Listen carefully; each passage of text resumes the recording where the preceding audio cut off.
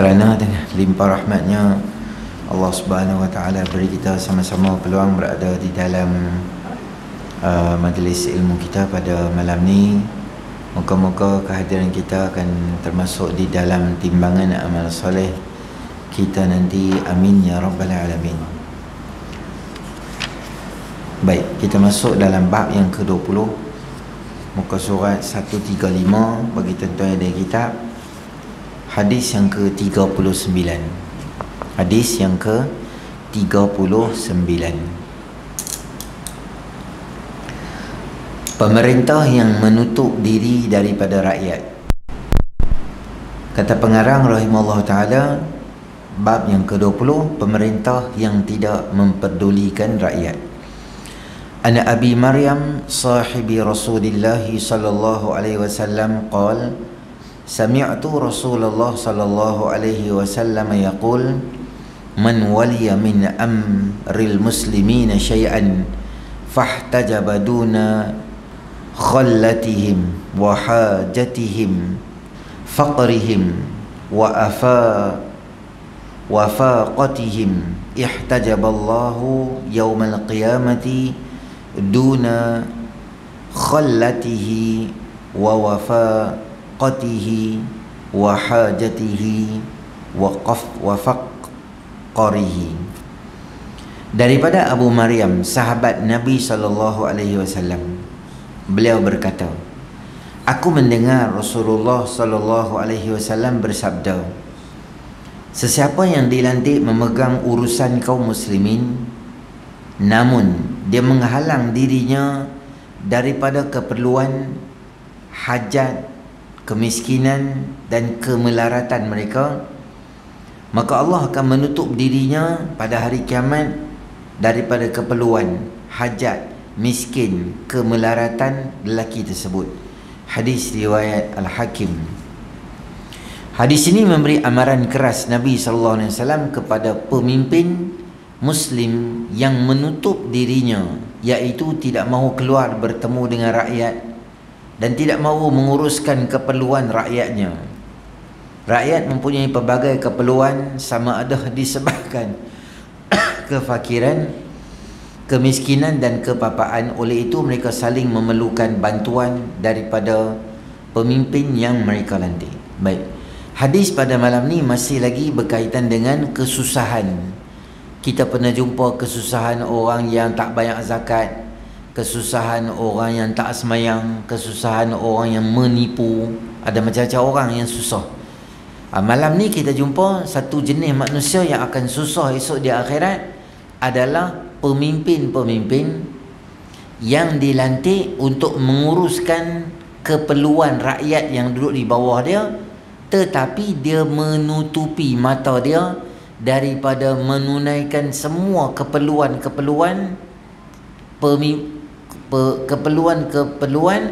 orang-orang yang duduk di bawah dia. Jadi kita pergi dekat konteks yang kecil sampai ke konteks yang besar. Bila kita sebut, bila Nabi SAW sebut pemerintah ni, maknanya kita jangan pi lagi ke peringkat negeri dan negara atau peringkat lebih besar lagi. Kita main ke bawah dulu.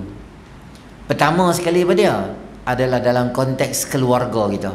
Kita jadi ketua tak? Jadi ketua. Ada ketua yang besar sikit apa dia di pejabat kita. Kita ada anak buah di tempat kerja kita. Orang lantik kita nak menguruskan keperluan anak-anak buah yang duduk dalam pejabat kita, dalam kilang kita, dalam syarikat kita.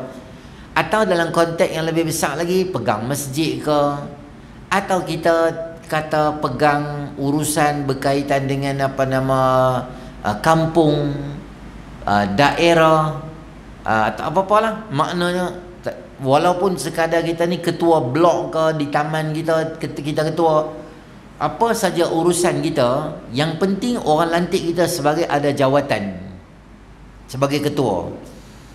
Maka apa yang kena buat? Kena sehinggalah peringkat negeri, negara atau peringkat lebih besar lagi, semua urusan-urusan tu adalah urusan yang memerlukan orang yang duduk di bawah dia ni perlu diberi perhatian. Sebab orang yang duduk di atas ni, dia ada banyak kelebihan yang ada lah. Dia boleh jadi orang hebat dan dia boleh jadi orang teruk. Tuan-tuan ingat tak, dulu kita pernah baca satu hadis Nabi SAW yang Nabi sebut apa? Sab'atun yuzilluhumullahu fi zillihi yawma la zilla illa zilluh. 7 golongan yang akan duduk nanti di akhirat di bawah lembayung, di bawah naungan Allah Subhanahu Wa Taala pada hari yang tak ada naungan. Maknanya terlepas benda tu tak ada siapa lah nak payung nak naung tu. 7 golongan. Maknanya di mahsyar orang tengah teruk dia dapat. Ingat tak siapa dia orang yang pertama? Nama dia adalah Imamul Adil. Imam yang adil. Makna imam ni apa? Pemimpin. Nama imam ni bukan imam kampung kita, bukan imam surau kita. Imam yang adil maknanya pemimpin. Maknanya pemimpin yang adil, yang baik, yang orang sayang kat dia, dia tolong rakyat, dia tolong orang duduk di bawah dia, dia boleh jadi duduk di peringkat yang paling tinggi dalam semua manusia yang kelebihan yang 7 golongan yang hebat tu, dia duduk ranking nombor 1. Maknanya orang yang jadi pemimpin dan dia tunaikan tanggungjawab kepimpinan dia dengan baik, maka Allah beri keistimewaan yang luar biasa pada dia. Tetapi mana-mana orang yang diberikan tanggungjawab untuk dia jadi pemimpin dan diberi keistimewaan yang banyak, apa dia? Dia nak jalan, kalau konteks di negara kita, dia jalan mana-mana ada keistimewaan. Traffic light tak payah berhenti. Sebab apa? Sebab dia pemimpin, ada urusan dia nak pergi manakah dengan cepat, maka beri satu keistimewaan pada dia. Dari segi gaji dia, dari segi kelebihan dia, dari segi macam-macam lah, dia dapat keistimewaan. Gaji pun banyak lah, 17,000, 18,000, tengoklah jawatan apa ada. Mungkin dia pegang jawatan A, jawatan B, jawatan C dan sebagainya, banyak jawatan. Tetapi gaji gaji banyak, kelebihan banyak apa semua tu, bagus ke? Maka ada beberapa tanggungjawab yang lebih besar lagi lah daripada orang lain. Apa dia? Antaranya nombor 1, semua yang duduk di bawah dia, dia kena pastikan ikut Islam dengan elok. Antaranya sembahyang. Akan ditanya, hang jadi kepimpinan dekat negeri, daerah, kawasan, negara ni, berapa banyak kali hang suruh rakyat yang duduk di bawah ni sembahyang? Dia takkan nak main satu-satu rumah kita nak ketuk, bukan dia lah. Jadi apa dia buat? Gunakan media, gunakan TV, gunakan radio, buat iklan, gesa rakyat, buat billboard tengah jalan, semayang, bagi peringatan pada orang bab berkaitan semayang. Tu nombor 2. Nombor 1 berkaitan tanggungjawab dia dengan Allah. Nombor 2, kena ambil tahu apa dia? Di siapa susah, siapa orang yang fakir, miskin, melarat. Sebab tu tuan-tuan, kalau kita pegang masjid ke, pegang surau ke, kita duduk dalam konteks kita yang kecil ni, kita tolong tengok-tengok Ustaz, orang yang duduk di bawah kita, anak-anak Korea ni. Ada orang yang susah. Ada, kalau tuan-tuan di Pulau Pinang, boleh bagi tahu dekat PUZ Pulau Pinang. Zakat depa ada squad asnaf depa tu. Depa ada van, telefon depa habaq, kami tengok rumah ni susah, kami tengok karen kena potong, suami dia meninggal, tengok isteri dia menangis, susah tak ada makan. Tuan-tuan habaq kat dia ya. Esok dia sampai dengan tim depa, terus depa masuk dalam rumah tu, tengok apa semua keperluan apa semua, terus cash makanan dan bulanan dia akan bagi kat dia tu. Tengoklah apa keperluan depa boleh tolong. Kita ada PUZ ke, amailah di negara kita yang boleh tolong. Dari segi jiran-jiran tolong, kita sebagai masjid tolong, dan lebih besar lagi adalah tanggungjawab adalah orang yang memegang tampuk pemerintahan. Dia kena tahu dan kena pastikan semua orang duduk di bawah dia ada keperluan asas. Tak ada benda yang dia tidur dengan keadaan lapar, bukan sebab dia tak makan, sebab tak ada benda nak makan, susah dan sebagainya, dia kena perhati bagi tahu. Kalau tidak, kata Nabi SAW, apa akan berlaku? Esok di akhirat, semua keperluan dia Allah tak akan layan dia. Dia susah di mahsyar, Allah tak akan layan dia. Sebab apa? Sebab hang dulu aku bagi jawatan, rakyat yang duduk di bawah hang miskin susah, hang buat tak erti kat dia. Rakyat mempunyai banyak keperluan, sama ada disebabkan fakir, miskin dan papa. Oleh itu mereka sangat memerlukan bantuan daripada pemimpin yang mereka lantik. Jadi pemimpin yang dilantik oleh rakyat, maka dia kena tengok apa keperluan. Jadi tak kira lah, bukan dia nak main rumah kita tengok ada beras ke tak ada, maka dia lantik orang duduk di bawah dia, di bawah dia, di bawah dia, pegawai duduk di bawah dia, pegawai ni, pegawai ni, pegawai ni, pegawai ni, pegawai ni, yang jaga kampung ni, yang jaga daerah ni, yang jaga kawasan ni, yang jaga kawasan ni, dipecahkan untuk pengurusan. Tapi yang kena pantau ada berkaitan dengan orang susah ni siapa dia?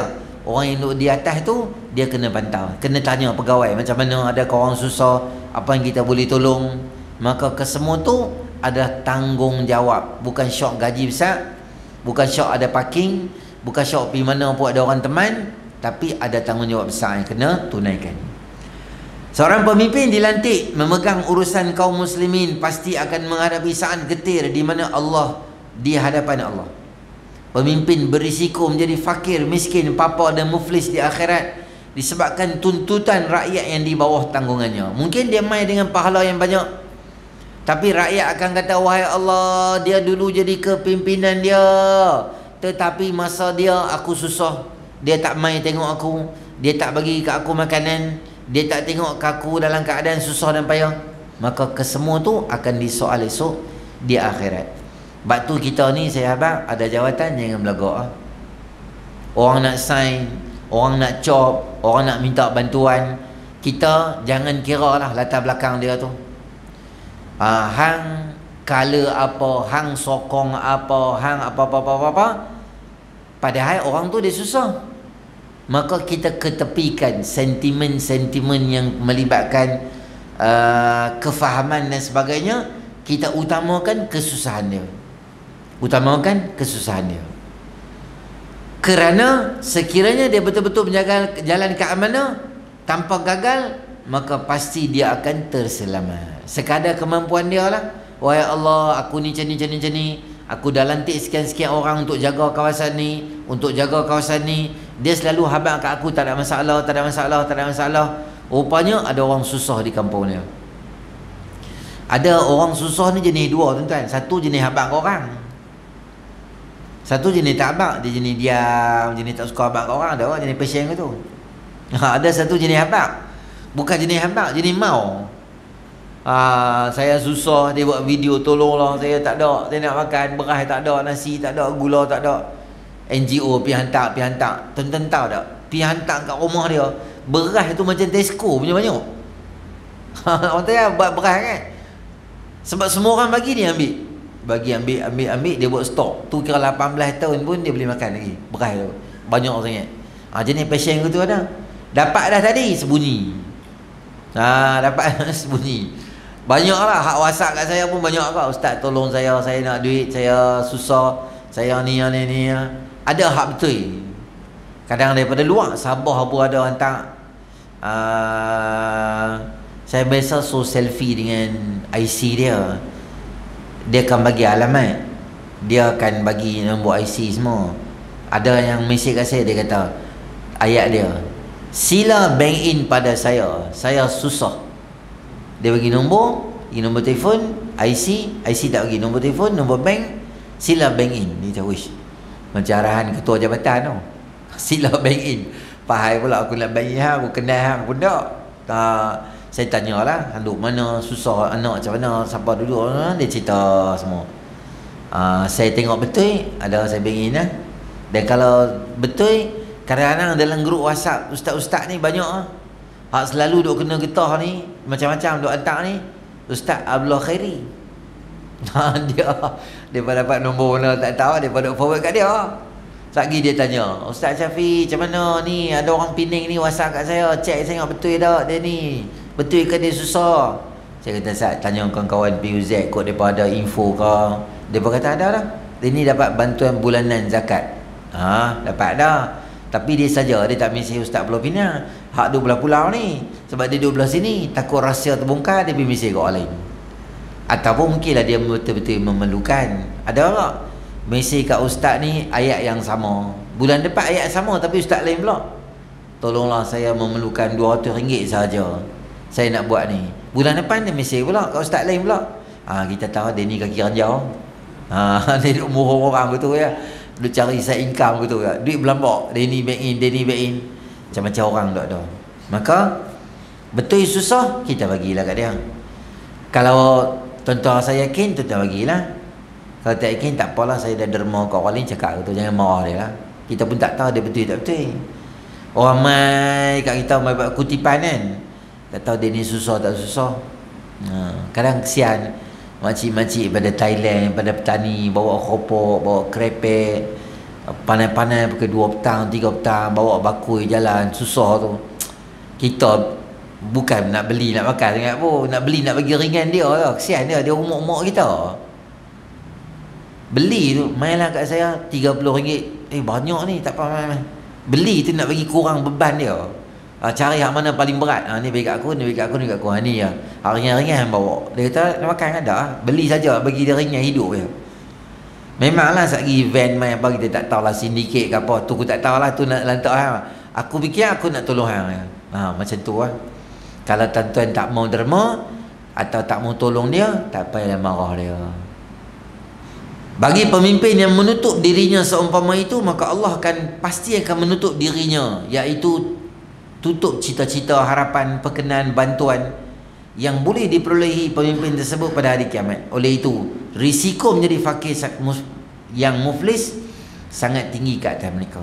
Maka ingatlah, kalau kita ni tak ada jawatan, kita dapat jawatan, kita tunaikan amanah tu sebaiknya. Kalau kita rasa tak mampu nak tunai banyak komitmen kita yang lain, mungkin boleh serahkan jawatan pada orang lain. Jangan sampai disebabkan jawatan menyebabkan terabai tanggungjawab. Pengajaran, sebagai pemimpin kita perlu dedahkan diri pada masyarakat dan penuhi keperluan mereka sedaya upaya. Kita tahulah tuan-tuan, siapa pemimpin-pemimpin yang kita kenal dia. Bila banjir, dia turun duduk dengan kita, makan nasi bungkus sekali dengan kita, pagi sampai malam tak balik duduk dengan kita. Dia tahu macam mana kita nak ambil wudu, nak semayang, nak mandi. Isteri duduk dalam kemah di pusat pemindahan sementara banjir tu, isteri nak salin baju susah apa, dia tengok semua siapa yang susah macam mana. Duduk di sini bukan senang. Okey, yang ni. Kita kenal lah orang-orang macam ni yang tolong kita, maka kita suka dekat dia. Bila kita suka kat dia, kita akan lantik dia jadi pemimpin. Tapi hak jenis sekadar mai duduk di kereta buka tingkap duduk babai saja gitu ya. Tahu susah. Okey, macam mana mineral semua cukup lah. Okey baik, saya dah mesyuarat pula gitu. Jenis tu bila taufik jawab dia. Hari tu ialah jawab dia. Pemimpin yang dilantik oleh rakyat bertujuan membantu membereskan keperluan mereka, bukan menyembunyi dan memakan harta rakyat. Pada hari akhirat kelak, Allah akan tutup dirinya daripada pemimpin yang tidak mempedulikan akhirat. Jadi hadis ni berada dalam kitab kita berkaitan huru-hara hari kiamat ni. Sebab apa? Nabi habaq sebab akhir zaman ni di dunia ni semua macam tu. Kebanyakannya pemimpin-pemimpin dunia tak ambil tahu. Tuan-tuan tengok apa jadi di Palestin. Padahal kita ada OIC, kita ada dalam tu saya kata tuan-tuan kontak yang lebih besar lagi. Kita memegang negara-negara PBB. OIC tu sesuai lah dengan nama dia. OIC dia tengok ya. Punya banyak negara Arab ada. Tapi ada negara Arab yang dia bantu, tetapi dia tak abang, dia bantuan kewangan macam kota dan sebagainya. Banyak saya tengok tuan-tuan, kadang-kadang kita pun tersalah faham. Orang kata sebab apa nak serang? Sebab apa Hamas ni gatai pergi serang? Duk diam sudah, elok-elok yang pergi gatai, pergi bom 5,000 bom. Sebab apa? Hang yang pasal dia ramai pula mati. Dia serang sebab apa? Sebab perancangan Yahudi semakin lama semakin mengganas untuk meranapkan Masjidil Aqsa. Maknanya kalau dia diam ya. Yahudi ni kalau dia diam tu maknanya dia ada buat satu benda.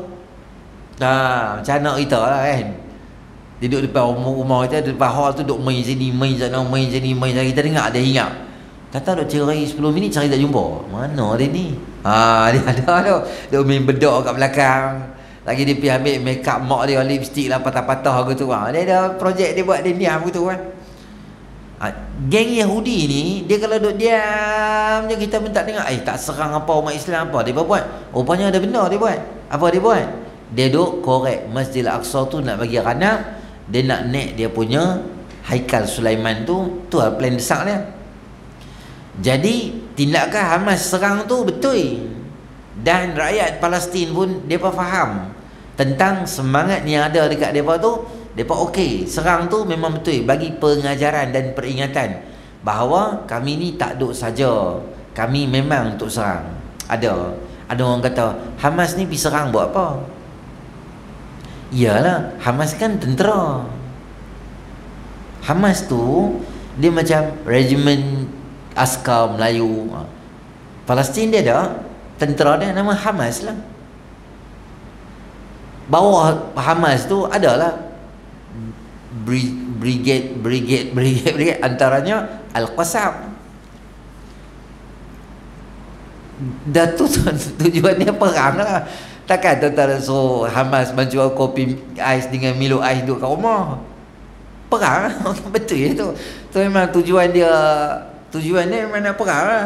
Dah nama pun tentera. Takkan nak tidur. Mereka plan satu, mereka rancang, mereka perang. Lepas tu dia orang kata lah, pemimpin Hamas ni semua, hamba tahu mereka ni bukan duduk kat Palestin. Mereka melingkup duduk kat hotel mewah, mesyuarat sakan di hotel-hotel semua. Di mana? Di Qatar. Hampa penat dia Al-Qassam lah apa, Al-Qassam makan tak ketahuan apa semua, yang payah susah gitu semua. Lepas tu rakyat Palestin tak ada rumah, anak mati apa semua, mereka sedap duduk di Qatar. Ada ke orang cakap tu? Tuan-tuan, Hamas ni beberapa, bukanlah kebanyakan negara-negara di dunia mengiktiraf mereka ini adalah teroris, adalah pengganas. Yang mula bagi stiker tu Israel, kemudian Amerika, kemudian ada sekutu-sekutu dia semualah. Negara-negara Arab pun banyak menganggap Hamas ni officially dia adalah satu badan pengganas bagi dia. Bagi dia tu bagi siapa? Bagi dunia. Jadi pemimpin Hamas ni tuan-tuan, dia adalah most wanted lah, yang sangat dikendaki. Dia tak boleh pergi jalan-jalan suka hati makan nasi kanak kampung Melayu, tak boleh beratok, tak boleh makan ni apa ni, roti canai agi rut pun tak boleh makan. Memang orang ditembak saja gitu ya. Jadi dia duduk di satu negara yang memberi suaka politik pada dia, antara negara yang menjaga figure-figure yang besar dalam negara, yang dia faham mereka ni bukanlah teroris, mereka ni adalah tentera yang nak menjaga negara dan tanah air mereka. Maka Qatar memberi perlindungan pada pemimpin-pemimpin dia. Dia duduk di situ, tetapi dia lah mastermindnya, rancang tu, rancang ni, rancang tu, rancang ni. Hubungan dia dengan Brigade Al-Qassam, dengan tentera semua-semua ni sangat cantik, dan dia adalah mastermind yang rancang semua benda. Kita tak boleh kata mereka ni semua duduk saja begitu ya, sedap gitu. Dia tak boleh bergerak pergi mana, nak naik kapal terbang tak boleh. Hari dia keluar daripada Qatar, setakat dia duduk di Qatar, memanglah dia jagalah. Tak tahulah kalau Mossad Israel main tembak tu lain lah. Setakat perlindungan basic dan secure yang sangat tinggi diberikan oleh kerajaan Qatar kepada mereka.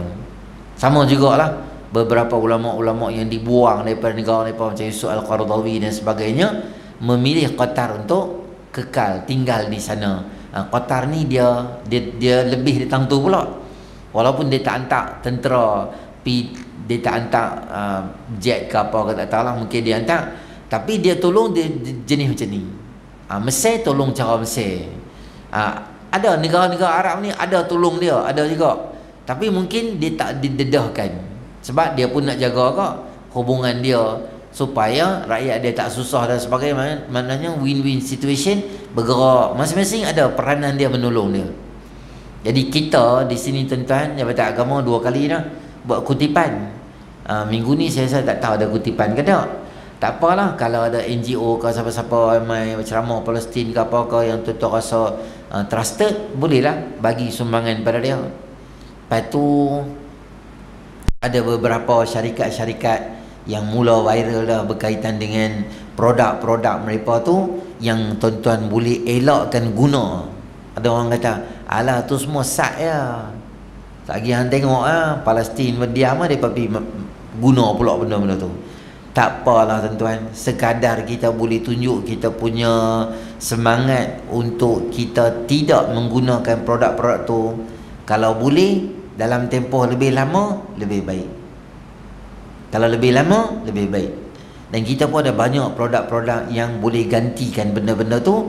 Kita cuba gunakan yang terbaik supaya mereka pun dapat satu pengajaran jugalah. Dia syarikat besar. Syarikat dia seluruh dunia. Kalau 100 orang tak guna produk tu di setiap negara, maka dia punya kesan daripada bisnes dia tu sangat luar biasa lah. Dia jatuh sebab rangkaian dia terlalu besar. Rangkaian dia terlalu besar. Jadi setakat kita apa kita boleh buat, kita tolonglah tu. Nak angkat senjata tak nampak gaya lah. Angkat tangan doa kunut nazilah lah dalam sembahyang. Kurang-kurang ada juga. Jangan orang nak buat sembahyang hajat pun belah. Tu leceh 5 minit ya, tunggulah Ustaz. Dia tahu Ustaz saya ada kerja, tak apalah. Kalau betul yang ada kerja, tak apa. Tapi yang tak ada kerja pun, orang sembahyang hajat duk lepak kat luar ya. Balas vape kat luar. Dah habis sembahyang, duk atas motor lagi. Lepas tu dia sembang, kita kena berjuang dengan Palestin, rokok Dunhill dekat poket. Tu bukan pejuang Palestin, tu pejuang Palestin. Tu ranjau, dia boleh ubah. Sekali boleh kepak buat jadi lain, sekali boleh kepak jadi lain. Baik, satu lagi hadis berkaitan dengan keburukan khianat. Kata Nabi, hadis ni panjang, saya terjemah tadi. Diriwayatkan daripada Abu Hurairah radhiyallahu anhu, katanya beliau berkata, satu hari Nabi SAW berada bersama kami. Baginda cerita pada kami begitu serius tentang khianat. Baginda memperbesar dan memperbesarkannya dan memperbesarkan perkara itu. Kemudian baginda bersabda, pada hari kiamat nanti akan bertemu salah seorang daripada kamu yang datang dengan memikul seekor biri-biri sedang mengembek di atas tengkuknya, dan di atas tengkuknya kuda yang meringkuk, dan dia berkata, wahai Rasulullah SAW, tolong aku. Lalu aku berkata, aku sudah tidak mampu memiliki apa-apa untuk membantu kamu, semuanya telah aku sampaikan. Kiamat nanti akan jumpa dengan satu orang daripada kamu yang datang memikul seekor unta yang meringkik di atas tengkuknya. Dia berkata, wahai Rasulullah SAW, tolong aku. Lalu aku berkata padanya, aku sudah tidak ada apa-apa, semuanya sudah aku sampaikan pada kamu. Kemudian pada hari kiamat nanti aku akan bertemu dengan salah seorang daripada kamu yang datang dengan memikul seekor kambing yang sedang mengembek di atas tengkuknya. Dia berkata, wahai Rasulullah SAW, tolong aku. Aku berkata, aku sudah sampaikan semuanya, tidak ada apa-apa lagi yang nak aku bantu kamu. Demikian juga pada hari kiamat, bertemu dengan seorang yang kamu datang dan memikul emas dan perak. Aku berkata, wahai Rasulullah SAW, tolonglah aku. Lalu aku berkata padanya, aku tidak ada apa-apa untuk bantu kamu, semuanya telah aku sampaikan pada kamu. Dari kiamat juga aku akan bertemu dengan seorang kamu yang datang dengan membawa selembar pakaian yang compang-camping di atas tengkuknya, dan dia berkata, wahai Rasulullah SAW, tolonglah aku, semuanya aku telah sampaikan pada kamu. Okey, kita azan dulu. Baik, Nabi SAW menyebut nanti pada hari kiamat ada orang akan bawa beberapa binatang. Antaranya ada biri-biri, antaranya kuda, antaranya unta, dan unta tu bunyi. Kemudian Nabi SAW sebut binatang nama dia kambing. Kemudian Nabi SAW ada 4 binatang tu lah. Maknanya dia akan boh di tengkuk dia. Dia jumpa Nabi SAW, dia kata, tolonglah aku, tolonglah aku, tolonglah aku. Maka Nabi kata, aku tak boleh tolong, semua aku dah habaq dah kat hang. Hang yang tak dengar, maksudnya masalah tu adalah melibatkan hang. Nabi cakap macam tu kat dia lah. Baik, hadis ini adalah berkaitan dengan orang yang khianat. Orang tu ada jawatan, tapi jawatan yang dia guna tu, dia tak tunaikan amanah dengan betul, dia khianat dengan jawatan dia, maka itu satu bebanan untuk dia esok ke akhirat. Sebab apa? Binatang-binatang tu berbunyi semua, biri-biri bunyi, kambing bunyi, unta bunyi, kemudian semua binatang tu dia bunyi. Bunyinya itu adalah untuk memalukan dia, biar orang semua tengok dia. Sebab akhirat esok adalah hari pembalasan. Dia bukan hari nak kesian dekat orang. Apa hang buat? Fazuqul azaba bima kuntum taksibun. Rasalah azab disebabkan apa perangai yang kamu telah lakukan. Perumpamaan yang dibawa oleh hadis Nabi SAW yang menyebutkan binatang yang dibawa atas tengkuk pengkhianat akan berbunyi atau bersuara nyaring sebagai isyarat pemberitahuan kepada orang lain bahawa mereka itu akan malu dengan diri mereka. Hadis yang sebelum ni menyentuh tentang pengkhianat akan pakai satu tanda besar bahawa dirinya adalah pengkhianat. Hal ini yang memberi malu yang sangat besar. Maknanya orang semua nampak kalau usung benda ke atas ni, dia ni adalah pengkhianat. Banyak ada berlaku di masyarakat. Banyak tuan-tuan, penipu pengkhianat ni banyak. Dia tengok orang susah kan, ada viral seorang budak OKU, dia ni susah, mak dia accident yang tu yang ni apa semua ni. Maka apa dia buat? Dia ambil gambar daripada tu, dia bawa bank in nombor akaun, tapi akaun dia bank in ke segera dalam kurungan kepada pakcik dia. Pakcik dia nama apa? Nama apa-apa dia bawa, tapi nombor akaun tu. Esok mai lagi isu apa-apa ke, orang susah ke apa ke, dia ambil gambar orang tu, dia bawa kat bawah tu, dia kata apa? Mamah tolong dia ni, nombor akaun yang sama tapi pakcik nama lain pula, masukkan dengan akaun ni. Orang masuklah kesian, beribu, beratus ribu, viral pula kata bukan, tu bukan nombor dia, tu pakcik tipu pula. Pakcik antu ayak ni pakcik. Jenis ni khianat, tipu orang, murung orang, duit yang tak bagi balik kat dia, maka esok akhirat akan dimalukan. Dunia ni tak tahu mana nak makan duit tu, ratus ribu ke, juta ke, sak ya benda tu habis. Tapi tak padan dengan nak malukan akhirat esok. Pengajaran: pengkhianat akan dibangkitkan dengan harta, binatang dan manusia di tengkuknya. Perbezaan bebanan bergantung kepada nilai khianat yang dilakukan. Hadis ini juga bukti bahawa Nabi SAW dapat memberi syafaat dengan izin Allah. Jika seorang tidak diizinkan Allah, maka dia merayu pun pada Nabi SAW, Nabi tak akan boleh buat apa-apa. Yang ketiga, larangan melakukan khianat dan menipu dalam urusan peperangan, pemerintahan dan kehidupan seharian. Jadi kita dalam konteks kita kerja, duit, ringgit, masa dan sebagainya, banyak benda-benda yang boleh menyebabkan kita ni terlibat dengan pengkhianatan. Maka kita doa pada Allah, dengan kita belajar hadis-hadis ni, Allah pelihara kita dan Allah jaga kita daripada terlibat dengan perkara-perkara yang melibatkan pengkhianatan. Nanti kita akan tengok dalam siri akan datang bagaimana anggota badan akan bercakap esok di akhirat untuk sama ada mempertahan atau menjadi hujah untuk orang yang buat jahat dan dosa. Anggota badan dia akan bercakap untuk dia. Okey, itu saja yang baik pada Allah, yang kesempurnaan atas kelemahan saya sendiri.